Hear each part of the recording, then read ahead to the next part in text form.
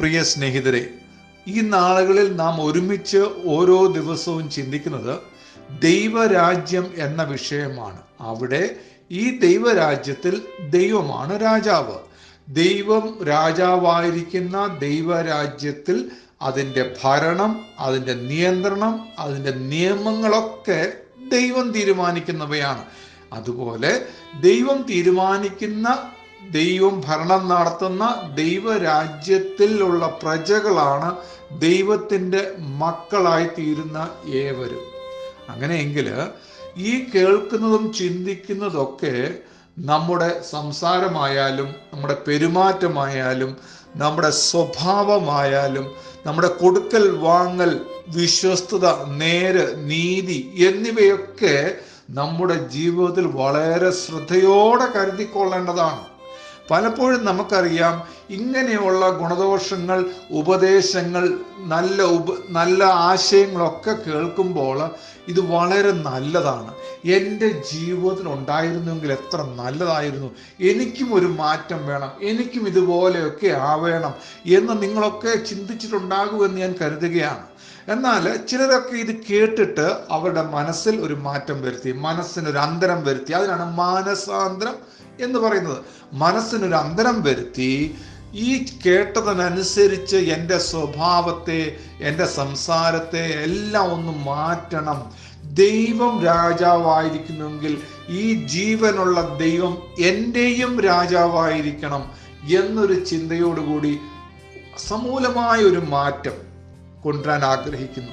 അപ്പോൾ നമ്മളെ കാണുന്നവർ ഇന്നലെ കണ്ടതുപോലെ അല്ലല്ലോ നിങ്ങളുടെ ഇന്നത്തെ സ്വഭാവം, ഇന്ന് വളരെ മാറ്റം വന്നിരിക്കുന്നല്ലോ, വളരെ ദേഷ്യത്തോടെ സംസാരിച്ചു കൊണ്ടിരുന്ന ആൾ ഇന്ന് വളരെ സൗമ്യമായി സംസാരിക്കുന്നല്ലോ, വളരെ സാവധാനതയുണ്ടല്ലോ, സംസാരത്തിൽ വളരെ പക്വതയുണ്ടല്ലോ, സ്നേഹത്തോടെയുള്ള വാക്കുകളാണല്ലോ ഉപയോഗിക്കുന്നത്, ചീത്ത വാക്കുകൾ ഉപയോഗിക്കുന്നില്ലല്ലോ, ദേഷ്യവും അരിശവും വാശിയും വൈരാഗ്യവും ഒന്നും ഇല്ലല്ലോ, അതിനൊക്കെ മാറ്റം വന്നല്ലോ എന്ന് നമ്മളെക്കുറിച്ച് ഒരു ദിവസമല്ല, ഒരാഴ്ചയല്ല, തുടർമാനം നമ്മെക്കുറിച്ച് അങ്ങനെ പറയുവാനിടയാകട്ടെ.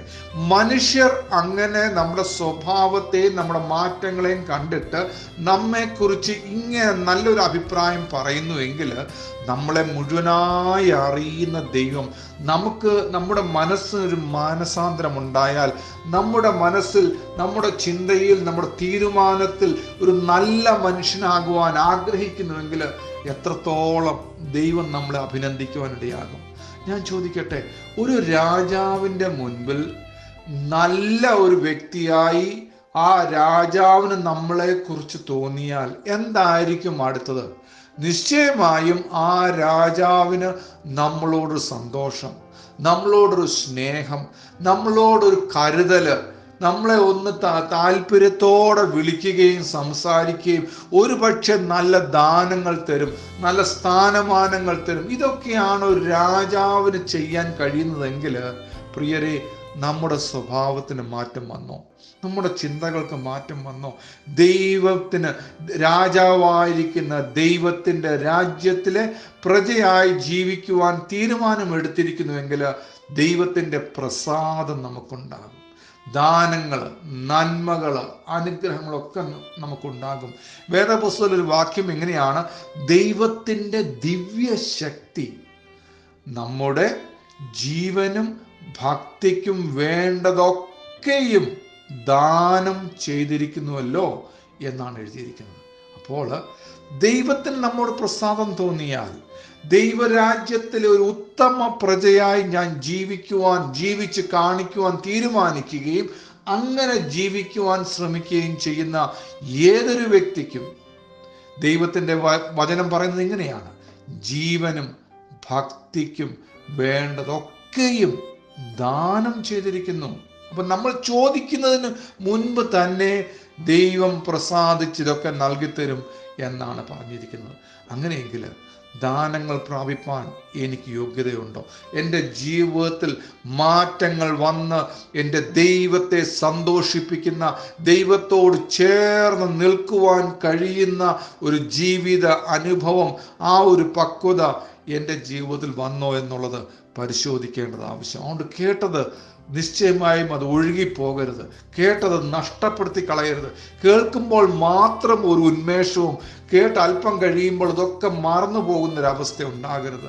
എന്നാൽ പലരും പറയാറുണ്ട്, എൻ്റെ കുടുംബത്തിലെ ചുറ്റുപാട്, എൻ്റെ കൂടെയുള്ളവർ, എൻ്റെ കൂട്ടുകാർ, എൻ്റെ കുടുംബാംഗങ്ങൾ, എൻ്റെ പ്രിയപ്പെട്ടവർ, ബന്ധുക്കളുടെ ഇടയിൽ ഞാൻ ജീവിക്കുമ്പോൾ എനിക്കൊരു മാറ്റം വന്ന് ഈ ജീവനുള്ള ദൈവത്തോട് ചേർന്ന് നിൽപ്പാൻ, ദൈവത്തെ അനുസരിപ്പാൻ കഴിയുകയില്ല എന്ന് ആർക്കെങ്കിലും തോന്നുന്നുവെങ്കിൽ നമ്മുടെ സാഹചര്യങ്ങളൊക്കെ അതിനെ അതിജീവിക്കുവാനുള്ള ഒരു ദൈവത്തിൻ്റെ കൃപ, ദൈവത്തിൻ്റെ ഒരു കരുതൽ, ദൈവത്തിൻ്റെ ഒരു പദ്ധതി നമ്മുടെ ജീവിതത്തിൽ ഉണ്ടാകുവാനിടയാകും. അതുകൊണ്ട് നമ്മെ തന്നെ ദൈവകരങ്ങളിൽ ഏൽപ്പിച്ചു കൊടുത്തുകൊണ്ട് പറയാൻ, ദൈവമേ, എനിക്ക് ആഗ്രഹമുണ്ട് ഈ കേട്ടതുപോലെ ദൈവത്തിൻ്റെ നല്ലൊരു മകനായി, നല്ലൊരു മകളായി ജീവിപ്പാൻ എന്നെ സമർപ്പിക്കുന്നു. ദൈവത്തിൻ്റെ ദിവ്യ ശക്തി എൻ്റെ ജീവനും എൻ്റെ ഭക്തിക്കും വേണ്ടതൊക്കെ നൽകി തന്ന് എന്നെ സഹായിക്കണമേ എന്ന് ആത്മാർത്ഥതയോടെ പ്രാർത്ഥിക്കാം.